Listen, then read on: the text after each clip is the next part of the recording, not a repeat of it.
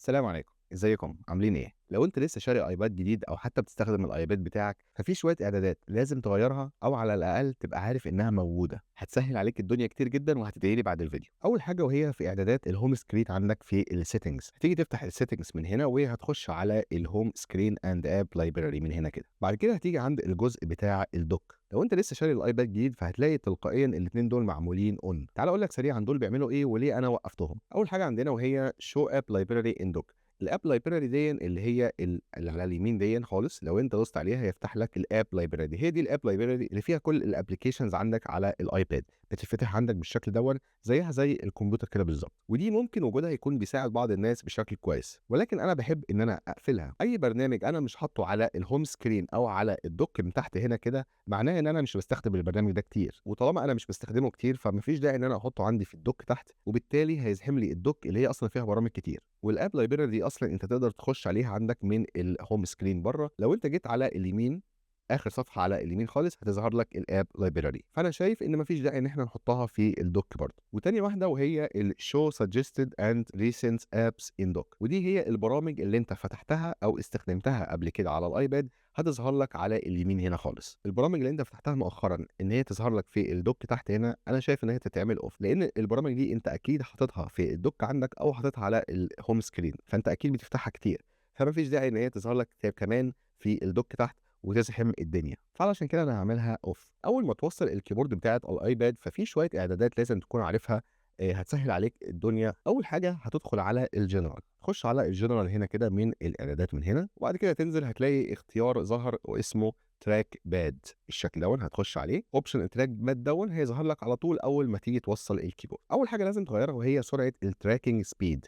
في الاصل لو انت لسه جايب الكيبورد الجديد هتلاقي التراكنج سبيد على النص كده بالشكل ده، وهي طبعا سرعه الماوس على التراك باد زي اللي في اللابتوب بالظبط. طبعا في اللابتوب عاده الناس بتعملها على اسرع حاجه، والايباد هنا برضو ممكن تعملها على اسرع حاجه، ولكن انا بفضل ان انا اخليها على 80.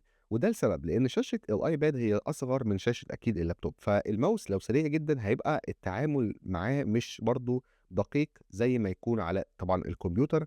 فانا بفضل ان انا اخليه على 80% عشان اقدر ان انا اتحكم بيه كويس جدا ويديني استخدام دقيق جدا لما اجي استخدم الماوس. واللي بعد كده وهي التاب تو كليك، ودي هي بدل ما انت تيجي تدوس على مثلا التراك باد علشان تدوس على الزرار، مثلا بدل ما انت تيجي تضغط على التراك باد نفسها، انت هتعمل تاتش بس كده، هتلمسها بس كده، هتدوس كده بالشكل دون هتلقط معاك. يعني مثلا انا هنا لما اجي ادوس على التراك باد كده لقطت معايا اهو، وطفى الزرار او شغله بان انا بس ايه لمستها بس كده، زيها زي الاوبشن بالظبط اللي في الكمبيوتر عندك، تقدر انت برضه تتحكم فيها وتعدلها وتغيرها، بدل ما تبقى دوسه على تراك باد بس تبقى دوسه بالتاتش على تراك باد وهيلقط معاك. طبعا انا بفضل ان انا اخليها تاب تو كليك، ده بيبقى افضل لان مع الوقت الكتير ولو بتدوس كتير على التراك باد ايدك طبعا هتوجعك. هي في الاصل بتبقى معموله اوف، فانت خليها اون. والحاجه اللي بعد كده وهي اعدادات اللغه الانجليزيه، هنرجع لجنرال تاني وبعد كده هننزل على الكيبورد، هنختار كيبورد من هنا، هتيجي ننزل على انجلش من هنا كده، وهتلاقي اول اختيار وهو الاوتو كابيتاليزيشن.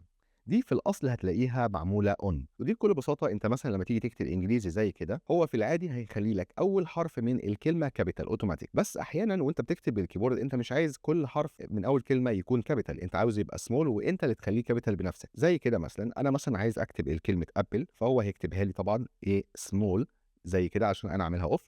طيب لو انا حبيت ان انا اعملها كابيتال بكل بساطه زي الكمبيوتر، يا اما هتدوس على شيفت وبعد كده هتدوس على الحرف فهيتكتب طبعا معاك بالكابيتال بالشكل دون، او ان انت هتستخدم طبعا الكابس لوك، والكابس لوك هتدوس عليها هنا هتلاقيها نورت، دي كده معناها ان هو هيكتب الحروف كلها اللي بعد كده بالكابيتال زي كده بالظبط زي الكمبيوتر بالظبط. فلو انت بتكتب كتير على الكيبورد فيستحسن تخليها اوف وانت اللي تتحكم في الكابيتال او السمول من الكيبورد نفسها. واللي بعد كده وهي الكي ريبيت، والكي ريبيت دون لو انا دوست مثلا على الكيبورد على حرف مثلا معين كده بالشكل دون هلاقيه اتكرر معايا بالشكل ده.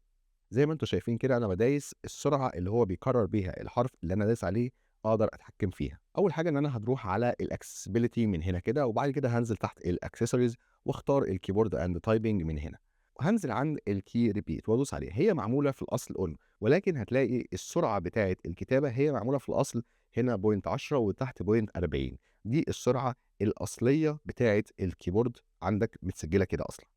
طيب تعالى كده نكتب بالسرعه ونشوف كده السرعه بتاعه الكيبورد عامله ازاي بالسرعه الاصليه. ملاحظين السرعة تلاقيها بطيئة شوية. طيب لو أنا جيت مثلًا هنا عدّلت، أنا باحب إن أنا أخلّيها أقل حاجة، أقل حاجة وهي 0 3 واللي تحت هنا أقل حاجة خالص لو جينا نزلنا قللناها خالص، خالص، خالص، هي أقل حاجة point 20. تعالَ كده نشوف السرعة بقى دلوقتي عاملة إزاي. هنمسح كده ونشوف السرعة كانت تاني كده. السرعة بقت أسرع بكتير من قبل كده. فدي بكل بساطة لو أنت بتكتب على الكيبورد كتير وعايز تمسح مثلًا سطر وتعدّل سطر، فبتتحرك مثلًا الكيبورد كتير جدًا، فده يستحسن إن أنت تخلّيها أقل حاجة علشان تبقى أسرع في الكتابة والتعديل على اللي أنت كاتبه، فدي هتسرّع معاك وقت كتير جدًا، جدًا يعني. وآخر حاجة وهي إعدادات قفل الأيباد. الأيباد عادةً بيقفل أوتوماتيك طبعًا أول ما أنت بتيجي تشتريه، هتلاقي الأيباد بيقفل الشاشة الlock بتاعته بتقفل أوتوماتيك، عادةً بتبقى معمولة على دقيقتين. إعدادات قفل الأيباد هتلاقيها عند برضه الsettings من هنا، هتنزل عند الdisplay and brightness من هنا كده، وهتنزل لغاية الauto lock.